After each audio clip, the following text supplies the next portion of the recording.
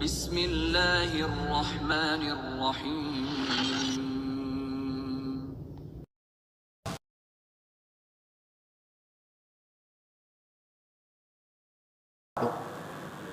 Allahumma alimna ma jahilna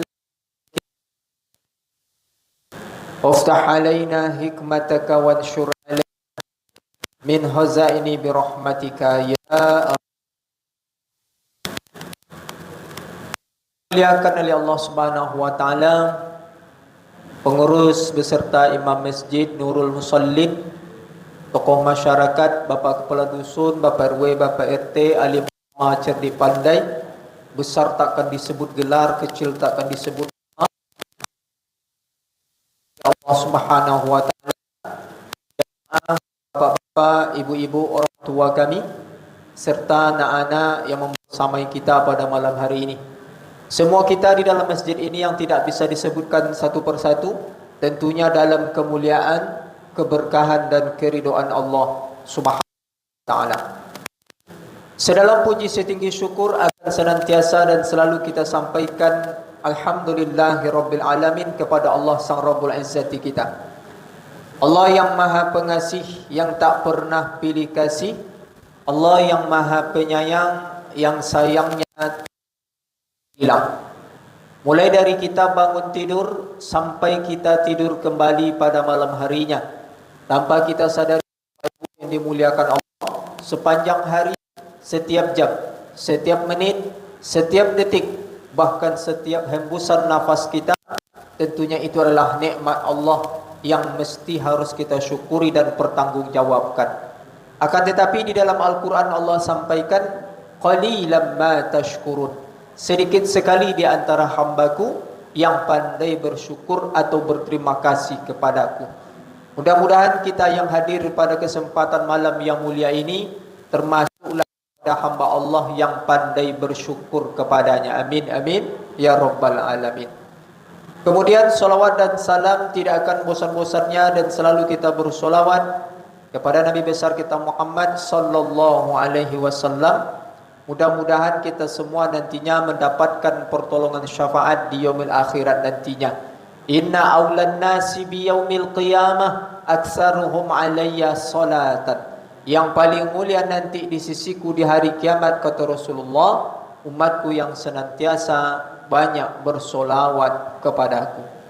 Bapak Ibu jamaah yang dimuliakan oleh Allah Subhanahu wa taala, alhamdulillah pada malam hari yang barokah ini kembali Allah pertemukan kita di dalam Masjid Nurul Musallin yang kita cintai ini.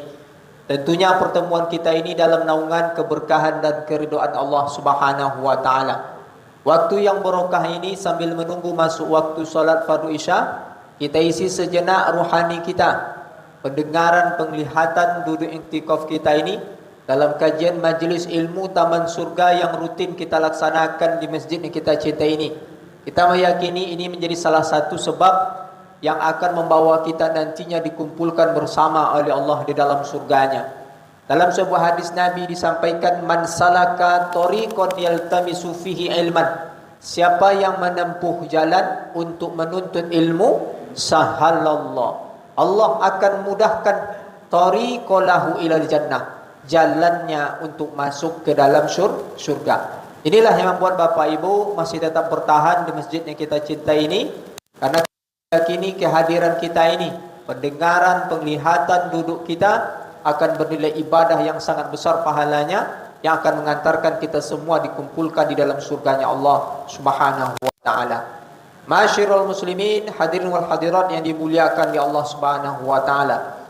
Kita akan ambil tema kajian kita pada malam hari ini, yakni dengan judul 3 musibah yang senantiasa menimpa hamba setiap harinya. Bapak Ibu jamaah yang dimuliakan oleh Allah Subhanahu wa taala, tanpa kita sadari seorang hamba diuji oleh Allah Subhanahu wa taala setiap hari dalam bentuk ujian itu musibah.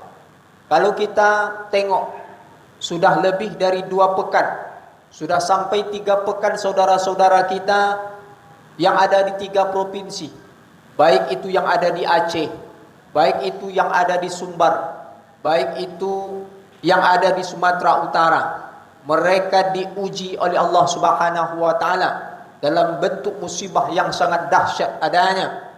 Kita saksikan di media cetak, media elektronik, kita saksikan di HP kita. Maka hati kita merasa iba, hati kita merasa terenyuh Bapak Ibu, melihat saudara-saudara kita itu diuji dengan ujian yang sangat dahsyat. Rumah mereka habis binasa, harta mereka hilang, kemudian bahkan nyawa pun, kalau kita tengok di media Bapak Ibu, sudah lebih 1000 saudara-saudara kita yang mereka mudah-mudahan husnul khatimah. Bahkan lebih daripada 1000 jiwa pula yang sampai saat ini mereka pun belum ditemukan di mana jasadnya. Harta mereka habis binasa, kemudian semuanya Allah ambil. Maka kalimat yang selalu kita sampaikan dan kita baca melihat saudara-saudara kita itu adalah kalimat inna lillahi wa inna ilaihi raji'un. Sesungguhnya semua kita ini adalah milik Allah dan pada suatu saat akan dikembalikan kepada Allah Subhanahu wa taala.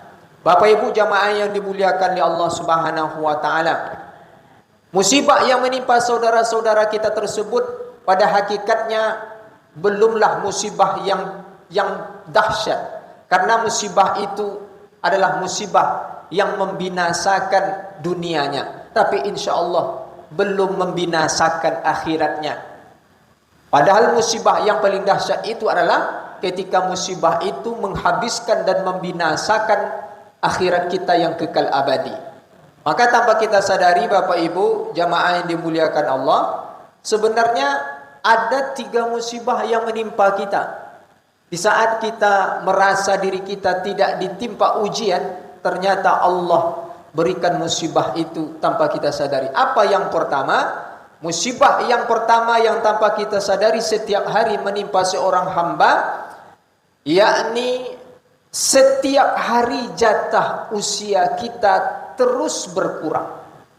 Akan tetapi berkurangnya usia ini lepas dari perhatian kita. Musibah itu Bapak Ibu.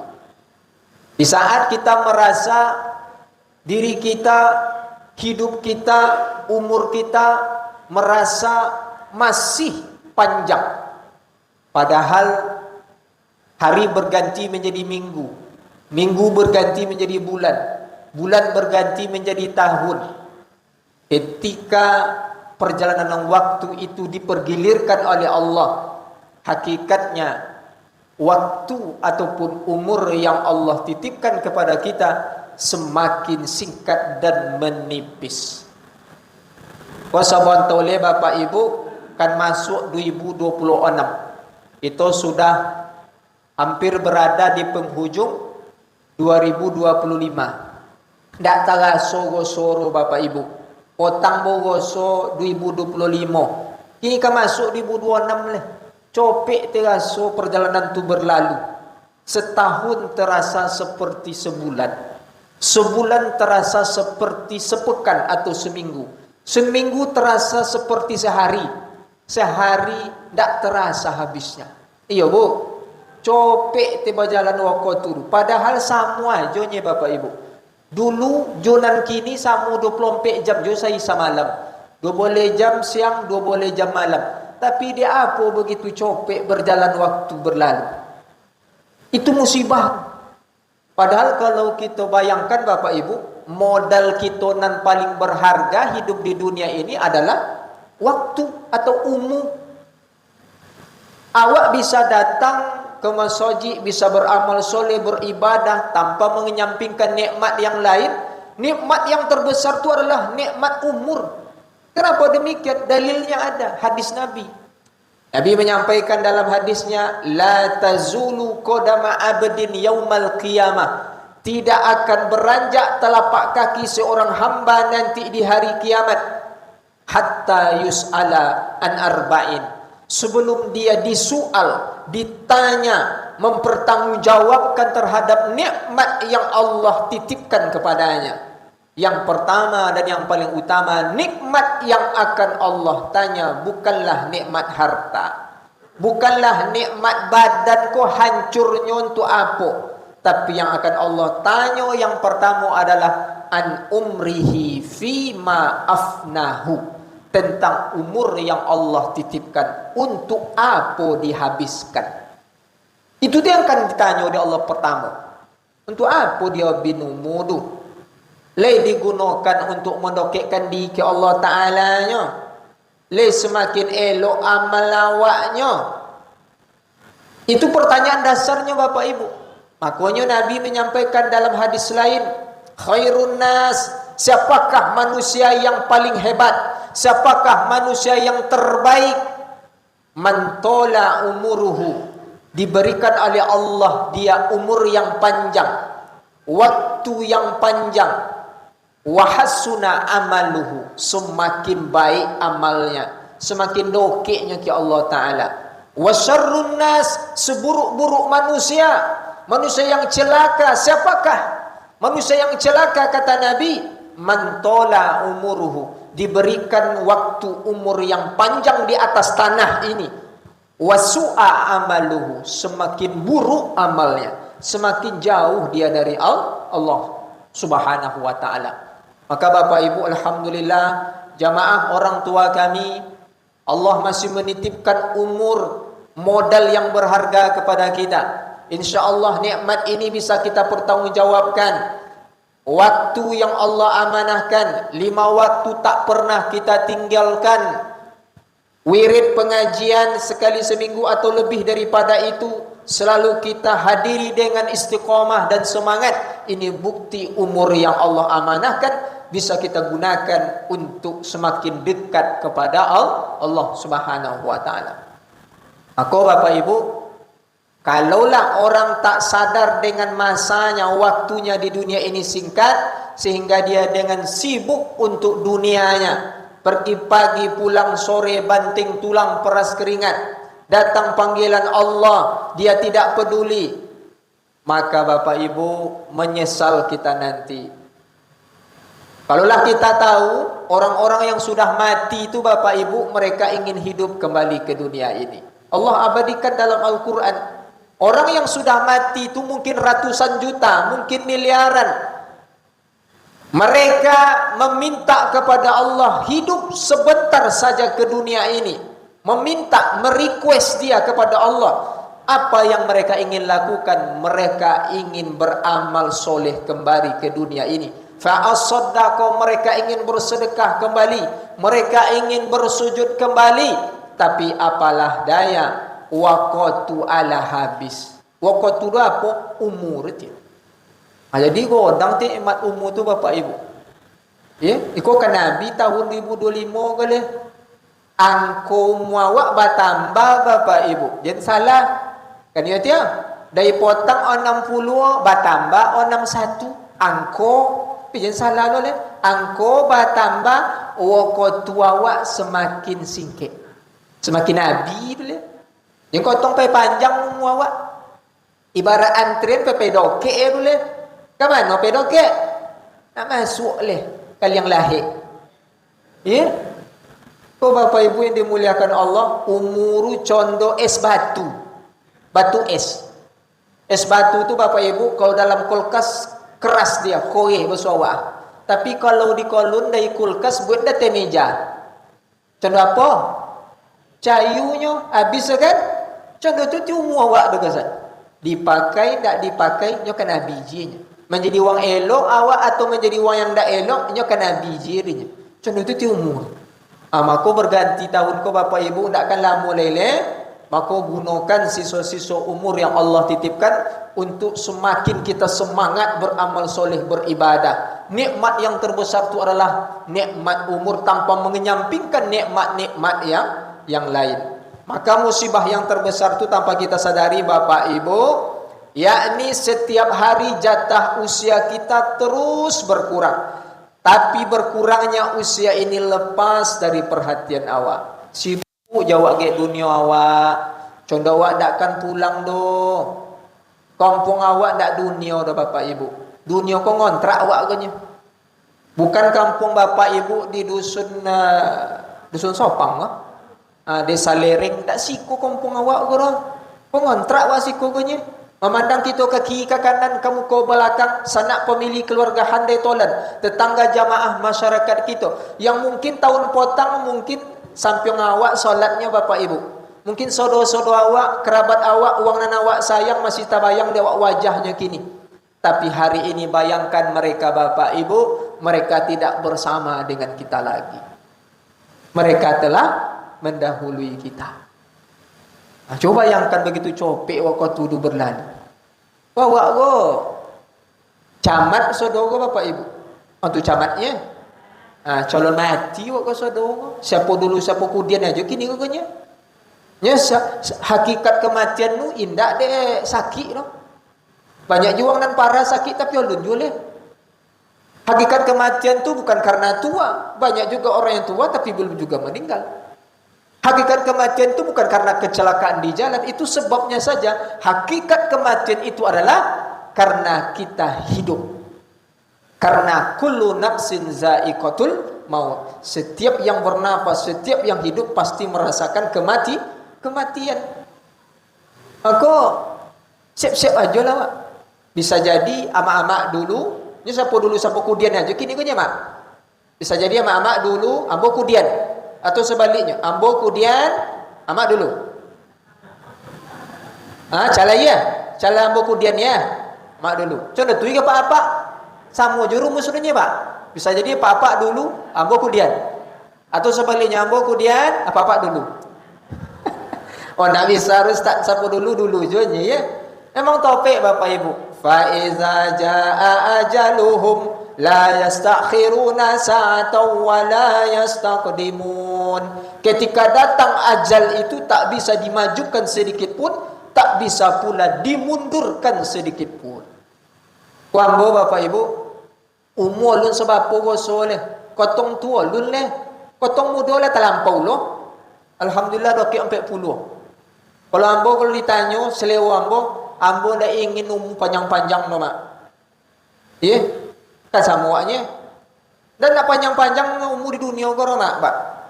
Kalau tanya ke mama tanya kau, ke papa melatui kau. Cina umur sampai 2 tui. Apa ndak panjang tu mah? Ada tolok le Ustaz. Risau umur panjang-panjang zaman kini kau Pak. Kan iyo masalah di dunia kau banyak. Kan iyo dimasuk masalah awak kau dimasuk kakak pulau awak dan sawadang kau awak. Tak tahan dia awak. Poca pembuluh daru, kone wak dek seteres. Sudah seteres ya kone dulu dek seteru. Nyo macam-macam penyakit gini. Dan nak lamu-lamu dunia korang. Dan jole kau, ketika lah datang panggilan tu, bokal lah cukui bangkit kali. Dan nak lamu-lamu dunia korang. Tapi tak nak cocopek mati korang. Kan semuanya. Maka contoh tu prinsip awak. Dulu Abu ada pun menengok di TV Bapak Ibu, di Global TV. Ada di YouTube adanya. Ada salah seorang kakek-kakek datuk yang berumur 146. Subhanallah, panjang umur. Mbah Goto nama, tinggal di Jawa Tengah. 146 umur Bapak Ibu. Termasuk manusia yang panjang umurnya di Indonesia, bahkan bisa jadi di dunia. Maka setelah ditanya dek wartawan, tu menyebut suara, apa cita-cita harapan Datuk? Masih sehat juga Datuk, masih pula bungkuknya, ya, masih sehat. Tinggi sama cucunya, tak cucu ni cicitnya gak ada. Apa cita-cita harapan tu? Apa jawaban Datuk tu? Nak mati dan lang. Oh lu je mati dan lang. Maka sepanjang apapun kehidupan kita Bapak Ibu, maka perjalanan kita itu ingin kita menuju gerbang keabadian, namanya akhirat. Dan untuk menuju gerbang keabadian itu kita mesti melewati pintu. Pintu apa nama? Mati itu tikusan.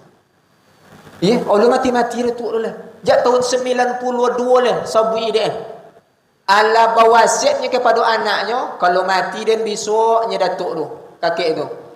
Ike batu nisan dia, di situ dan dikuburkan. Ke kain kapan dia. Tahun 90-an lah bawasiat ke anak. Lah 2024 potang Allah je meninggal ya Pak. Bahkan anaknya dulu ke saudara meninggal. Siapa nama membolonya, yang merawatnya? itulah cucu cicitnya lah yang merawatnya. Subhanallah. Apa jawabannya? Sepanjang apapun perjalanan hidupnya, maka manusia itu hakikatnya mereka ingin pulang. Pulang ke mana? Tentu kampung awak, akhirat. Dan untuk pulang menuju gerbang keabadian yang baqo akhirat itu, kita mesti melewati pintu namanya kematian. Jadi jangan takut-takut bono mati tu Bapak Ibu. Tapi jangan cece mati. Kamu contoh tadinya, tak lagi nak mati korang tak korang. Nyawa kan mati juga. Contoh Bapak Ibu kan masuk haji awak mah, pasti awak lewat pintu awak tu. Kalau lewat pintu, contoh tu dia mati. Pasti kita akan lewati. Tapi tak antu bilo dia awak tu. Tak antu dia awak. Nya kalau antu dia awak, kapan kita mati, bisa jadi awak lalai. Oh, soalnya lambek, soalnya. Tapi karena kematian itu adalah sesuatu yang bisa jadi tahun yang akan datang, bisa jadi bulan yang akan datang, bisa jadi minggu yang akan datang, bisa jadi besok pagi, bisa jadi sudahko. Karena itu dia awak no? Karena kita tak tahu kapan kita mati, maka kita harus siap-siap. Apa persiapan awak? Semangat beramal soleh, beribadah, mengumpulkan bekal yang terbaik. Maka itulah salah satu Bapak Ibu persiapan kita. Jangan pernah kita tinggalkan masjid 5 waktu, wirid pengajian kita semangat. Insya Allah ini adalah salah satu bekal terbaik kita menuju kampung akhirat. Maka kalau ada orang yang tak sadar akan hakikat hidupnya Bapak Ibu, bahwasanya semakin hari waktu kita semakin singkat, sibuk joget dunia kok. Maka itu musibah tu Bapak Ibu. Awak hidup hanya sekedar untuk hidup. Awak berkawan, awak berjalan, awak makan, awak berkeluarga, tapi awak lalai, hati kita mati. Itu musibah. Sesuai Nabi, manusia yang seperti itu bagaikan bangkai yang berjalan. Hatinya mati. Dia lupa bahwasanya tujuan hidupnya bukanlah untuk dunia, tapi adalah untuk menempuh gerbang akhirat. Maka Imam Ali bin Abi Thalib pernah mengucapkan kalimat yang sangat dahsyat Bapak Ibu. Apa kalimatnya? An-nasu niyamu iza matu intabahu. Manusia itu kebanyakan dalam keadaan tertidur. Iza matu, ketika dia mati, intabahu, dia terbangun. Apa makna itu Bapak Ibu? Itu makna hakikat yang sangat dalam. An-nasu niyamu. Manusia itu ketika dia di dunia, ketika hidup, dia dalam keadaan tertidur. Bukan matanya yang tertidur, tapi hatinya yang mati. Lupanya bahwasanya kita mempersiapkan bekal terbaik untuk akhirat kita. Lah mati besok bau tak jago. Iya tekosan akhirat dohado. Dunia tinggal. Akhirat nyata. Ketika di dunia, dunia nyata, akhirat ulun nampak. Tapi ketika kita lah mati, bau tak jago. Terbangun di saat itu, memandang ke kiri ke kanan, tak ada orang. Orang yang kita sayang ada di atas tanah. Harta yang kita kumpulkan pergi pagi, pulang sore, banting tulang, peras keringat. Bahkan kadang-kadang tak peduli halal dan haram, tinggal semuanya. Di saat itu sompik je terasa. Pakaian awak ketika itu, apa bantal awak, apa kasur awak, tidak ada penerangan. Di saat itulah Bapak Ibu, berteriaklah orang-orang yang mati itu ketika terbangun bahasa. Berteriak sekeras-kerasnya, tak ada yang mendengar. Dipanggilnya ayah dan ibunya, dipanggil orang-orang terkasihnya, tak ada yang menyahut, tak ada yang mendengar. Ketika itulah timbul penyesalan. Maka ada sebuah ungkapan Bapak Ibu, mano nan banyak kawan awak, di atas tanah atau di bawah tanah? Anu banyak ke? Banyak bawah tanah leh. Apa kawan awak bawah tanah? Caciang. Kan ya? Itu bahasa hakiasan tu Bapak Ibu. Kawan awak tu banyak bawah tanah. Di atas tanah tu tak kawan awak tu. Ya? Cuba tengok Bapak Ibu. Kan Nabi menyampaikan, ketika mayit itu diiringi, dibawa ke kubu, Kan ada 3 yang akan mengiringi jenazah itu. 2 sampai di tepi liang lahat diterusnya. Apa yang 2 itu? Yang pertama ahluhu wa maluhu, harta dan keluarga. Haroto mantau awak sampai ke kubu apanya? Pajero, Inopa, Apanza, ndak loh. Itu berselimuin di dalam garasi. Nah, itu yang mantau awak. Apa yang mantau awak? Ambulan C. Ambulan. Kalau ndak keranda. Itu ti haroto. Haroto awak tinggi satu. Apa itu? Kemudian ahluhu, keluarga. Keluarga sampai di tepi liang lahatnya Bapak Ibu. Menanginya. Tapi suruhnya masuk ke dalam. Oh, mak. Copet tak apa? Kan ya dia? Contoh itu dia awak. Contoh apalah sayangnya awak Bapak Ibu. Laki ke bini, bini ke laki. Anak ke amak, amak ke anak. Ketika masuk dalam kubur, tak mau awak mana-mani dah. Kan takut awak. Jika masuk dalam kubur, dia tanah je lah. Lolok semuanya. 2 hari je lah. Jom maik tu. Kamu takut awak kan? Berkubur lah nyo dalam. Ketika lah berkubur Bapak Ibu, tinggal lah nyo sendiri di situ. Tak ada kawan le. Apa yang selama kita banggakan, uang yang kita kasihi dan sayangi, tinggal sudah. Hari berganti jadi minggu, minggu berganti jadi bulan Bapak Ibu. Lah mulai lupa ke awak. Kok lihat dong takwanang alhamdulillah dikim je mungkin ke Fatihah didoakan awak, tapi kebanyakan lah mulai lupa. Lihat ya. Maka Bapak Ibu, siapa yang kawan kita sebenarnya? Itu tadi tu, dalam hadis Nabi itu, amaluhu, amal soleh kita yang bersabar kita melakukannya di atas tanah ini. Maka semangat kita beramal Bapak Ibu, persiapkan bekal kita nanti, sehingga nanti ketika kita meninggalkan dunia ini, insya Allah kita selamat menuju gerbang keabadian bernama akhirat. Maka inilah musibah yang pertama yang tanpa kita sadari. Setiap hari jatah usia kita terus berkurang, tetapi berkurang usia ini lepas dari perhatian kita. Musibah. Kemudian yang kedua, musibah yang tanpa kita sadari menimpa setiap hamba, yakni setiap hari kita hidup dengan rezeki dan harta yang Allah amanahkan kepada kita. Akan tetapi Bapak Ibu, kita lalai bahwasanya harta itu akan kita pertanggungjawabkan di yaumul hisab. Musibah do Bapak Ibu, ketika awak sibuk di haroto awak. Ya. Ternyata harta tu boleh pertanggungjawaban. Kalau dalam hadis Nabi, kalau umur socik tanya untuk apa bi umur. Kalau badan untuk apa hancur binasanya badan mulai ujung kepala sampai ujung kaki. Tapi kalau haroto 2 tanya, pintu depan, pintu belakang. Apa pintu depannya? Seperti apa cara mendapatkannya? Kan le halalnya, kan tak curang doh, kan tak culas doh. Kalau le halal pintu depan ACC, tengok pintu belakang. Untuk apa digunakan haroto le di jalan Allah Taala? Kau boleh pertanggungjawaban haroto kau Bapak Ibu? Ya. Tapi bukan berarti kalau seperti itu tak boleh kita berharta Ustaz. Silakan. Silakan kita berharta. Bokojo lawa, pagi ulang sonjo, banting tulang peras keringat. Tapi ingat Bapak Ibu, yang mana untuk awak sebenarnya? Apa yang dimakan menjadi busuk, apa yang dipakai menjadi lapuk. Yang mana yang sebenarnya harta kita? Itulah yang kita berikan di jalan Allah Subhanahu wa taala. Maka orang Islam bukan yang anti pula dengan dunia Bapak Ibu. Silakan kita punya rumah, punya harta, punya kebun yang luas, tak ada salahnya.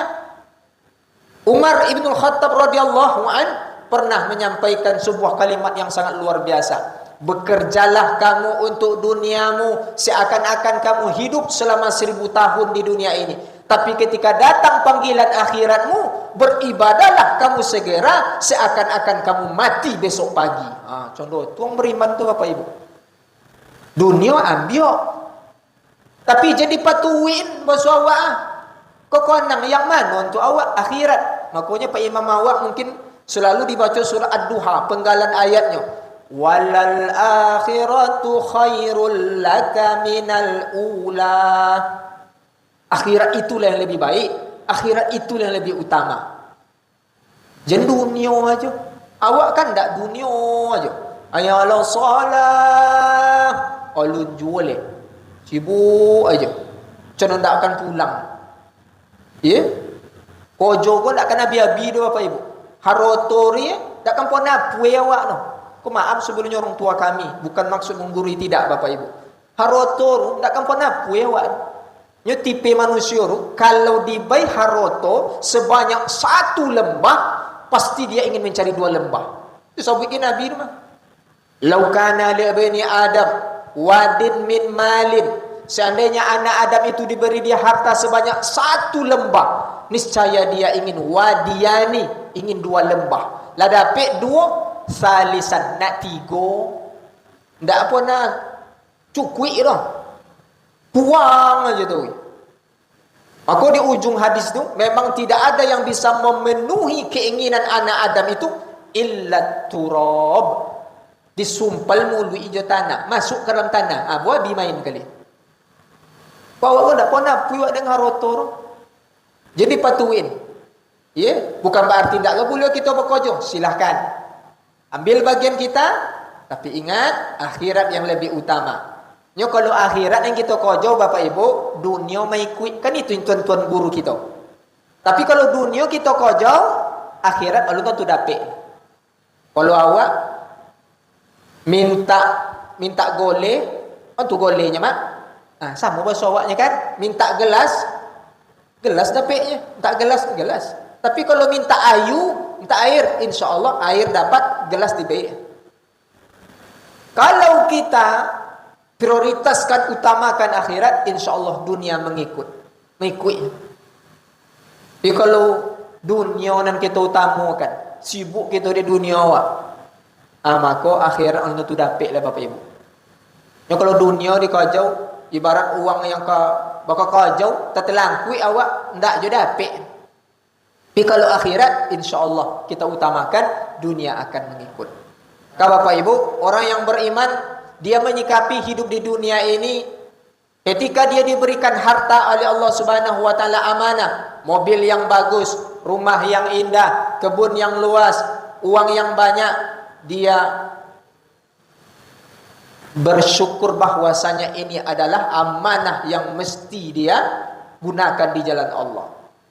Yang beriman itu meyakini Bapak Ibu, kenikmatan dunia ini seperti setetes air. Paya awak ke sungai, ke laut, awak ambil jari kita celupkan. Yang menempel di jari kita itu dunia. Sedangkan lautan yang luas itu adalah akhirat. Jadi kalau kita dapat dan setetes tu, jangan bangga. Jangan coga lo lewat suawak kan setetesnya. Akhirat nama we. Kalau tak dapat dan setetes tu, jangan berkecil hati. Karena setetes. Kau contoh tu beriman tu Bapak Ibu menyikapi dunia ini. Diberikan harta oleh Allah Taala, diberikan amanah harta, dia tidak sombong. Gunakan di jalan Allah. Kok miskin ninyo, payah hidupnya, susah hidupnya, bangsat hidupnya, dia berhusnuzon ke Allah Ta'ala. Mungkin ini yang terbaik, husnuzon. Kalau haroto payah susah di awak cukup makannya, bisa jadi besok berhusnuzon kita ke Allah Ta'ala. Di akhirat, di yaumul hisab, tidak banyak hisab awak tu Bapak Ibu, tidak banyak. Yaumul hisab itu kan dihitung haroto awak, ditanya. Kalau tak banyak harta awak, tak banyak tonyor kan? Masuklah, bila masukkan tak banyak din. Tapi kalau kau banyak harta awak, panjang tanya. Kenapa kau dapat? Tu apa guna? Kenapa kau dapat? Tu apa guna? Ku mana nancak kau? Tu apa? Kenapa kau dapat? Kali halal cara mendapatkannya? Tu apa gunakannya? Mobil yang bagus, sepeda motor ini akan ditanya saudara tu Bapak Ibu. Contoh awak masuk ke Alfamart, Indomaret. Semakin banyak kita ambil barang tu, kan semakin panjang antrian, banyak tanya. Proses. Sudah 7 haroto. Jadi bukan berarti tidak boleh baharotor. Rasulullah dan para sahabat tuh mereka tuh orang kaya. Tapi kekayaan hanya sebatas di tangan, bukan di hati. Kalau kekayaan lah masuk ke dalam hati, timbul penyakit nama hubbud dunia. Cinta kepada harta, tamak, rakus dan sebagainya. Seakan-akan harta itu milik dia, padahal itu adalah amanah. Bukan hak milik. Itu adalah hak pinjam. Coba tengok saudara-saudara kita tuh Bapak Ibu, yang ada di 3 provinsi itu. Baik itu di Aceh, baik itu yang ada di Sumbar, baik itu di Sumatera Utara. Sekejapnya Bapak Ibu, habis harta yang mereka kumpulkan. Tak lama di Allah Ta'ala. Kan itu ya, rumah yang dibangun mungkin berpuluh-puluh tahun, bukan saja dengan keringat, mungkin dengan darah, dengan semalam saja Bapak Ibu luluh lantak. Habis sodo Bapak Ibu. Coba tengok di HP, coba tengok di TV. Bahkan ada gubernur Aceh itu Bapak Ibu, Abu tengok videonya, menangisnya bercerita, sampai dia menyampaikan ada 3 desa di Aceh itu sampai saat ini tak tahu dia Bu di mana desa itu. Hilang, tertimbun. Lah datau aja. Ya Allah, timbul ke kampung awak sana tu gak aduh. Tamano gak masyarakat tu lah hilang sana. Tabon tahu dia Allah Taala, kalau Allah Taala nak ambil tu Bu harta awak sekejap aja habis doa. Makanya kalimat yang selalu kita baca, inna lillahi wa inna ilaihi raji'un. Sesungguhnya semua apa yang kita miliki ini adalah milik Allah dan pada suatu saat akan dikembalikan kepada Allah. Bahkan nyawa kita pun bukan milik kita. Tahu punya. Kalau Allah Ta'ala nak ambil, kini dia ambil orang. Kan dia? Apa boleh harta kita? Pada orang kita sombongkan dunia kura Bapak Ibu. Tak orang kita sombongkan. Tak punya awak. Maka orang yang sibuk dengan urusan dunianya Bapak Ibu, sibuk dengan urusan hartanya, tanpa dia memikirkan bahwasanya dia akan pulang nanti ke kampung akhiratnya, ini termasuk musibah Bapak Ibu. Ma'asyiral muslimin yang dimuliakan oleh Allah Subhanahu wa taala. Musibah yang terakhir yang tanpa kita sadari, setiap hari kita melangkah mendekati akhirat kita. Tetapi perhatian kita terhadap akhirat yang kekal abadi itu tidak sebesar perhatian kita terhadap dunia yang fana. Musibah. Sibuk je kita di dunia awak. Padahal dunia ini sifatnya sementara. Yang bako, yang kekal adalah akhirat. Disebutkan Nabi Bapak Ibu, penyakit yang ditakutkan menimpa umatku di akhir zaman nanti bukanlah penyakit yang membinasakan jasadnya. Bukan penyakit kanker, bukan penyakit tumor, bukan penyakit cik rona. Oh tu cik rona ya, corona. Kampung ambo tan di situ cik rona nomor. Corona, corona, ya. Tak itu penyakit bahaya orang. Penyakit itu Bapak Ibu membinasakan dunia awak, mati awak. Insyaallah Allah membinasakan akhirat awak. Tak ada orang masuk neraka so gara-gara dia penyakit corona, tak ada. Tak nongol awak suruh tak ada. Yang banyak masuk neraka apa? Dia penyakit hati. Apa penyakit hati yang paling bahaya kata Nabi? Hubbud dunya wa karahiyatil maut. Cinta akan dunia, takut akan mati. Itu penyakit yang bahaya. Dihinggapi kita dia penyakit cinta dunia kok. Lupa kita bahwasanya kita akan pulang ke akhirat kekal yang abadi. Maka Bapak Ibu, itulah guna kita selalu menghadiri majlis ilmu. Sehingga terbuka hati kita sedikit banyaknya. Masuk ke telinga kita, masuk ke pangkal hati kita. Mengingatkan bahwasanya hakikat hidup kita ini sangatlah singkat. Jangan kita terlalu terlena dengan kehidupan dunia ini. Padahal kita akan pulang ke kampung akhirat kita yang kekal abadi. Tak lama-lama tu ngaji korang. Bunyi ke bella awak siap boleh. Wang sampai awak tiba. Macam tu ngaji lama-lama tu ngaji ke tak lu masuk orang Pak. Apa sompen ustaz tadi? Entalahnya. Banyak so. Tengok kan macam tu dia kan. Tapi tak apa je Bapak Ibu. Kalau awak lah berumur kadang-kadang kan anggap macam orang radio. Lagi tadi dong. Tadi sampai ustaznya alhamdulillah. Datang awak ke majlis ilmu dapat barokah. Masalah dapat seketik banyak ada masuk ke pangkal hati awak. Kita berusaha untuk mengamalkan mani'an bersuawak. InsyaAllah itulah yang sebenarnya yang kita harapkan. Bapak Ibu jamaah yang dimuliakan oleh Allah Subhanahu Wa Taala, kita rangkum pengajian kita pada kesempatan yang mulia ini.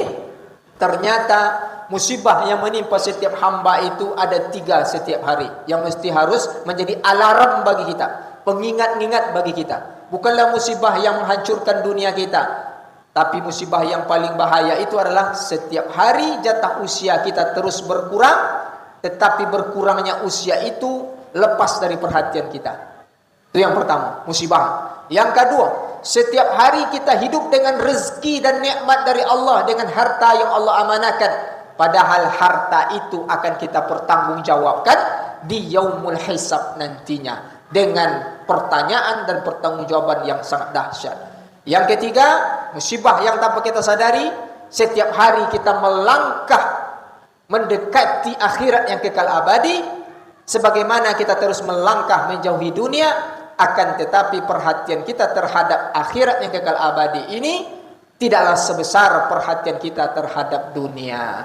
Mudah-mudahan ini menyadarkan kita Bapak Ibu tentang hakikat kehidupan kita di dunia ini, bahwasanya kita akan pulang dan insya Allah perbekalan kita mesti kita persiapkan dari sekarang. Mungkin ini bisa kita bahas pada kesempatan yang mulia ini. Tidak ada maksud untuk menggurui Bapak Ibu orang tua kami di sini. Murni disampaikan ini adalah kajian, tausiah, pengingat-ingat bagi kita. Kok tak lupa diingat balik. Kok tak lolo dijagokan balik. Mudah-mudahan hakikat yang disampaikan ini adalah untuk saya sendiri yang fakir ilmu yang menyampaikan. Kita tutup dengan doa kafaratul majlis. Subhanakallah wa bihamdika asyhadu an la ilaha illa anta astaghfiruka wa atubu ilaik. Akhirul kalam. Assalamualaikum warahmatullahi wabarakatuh.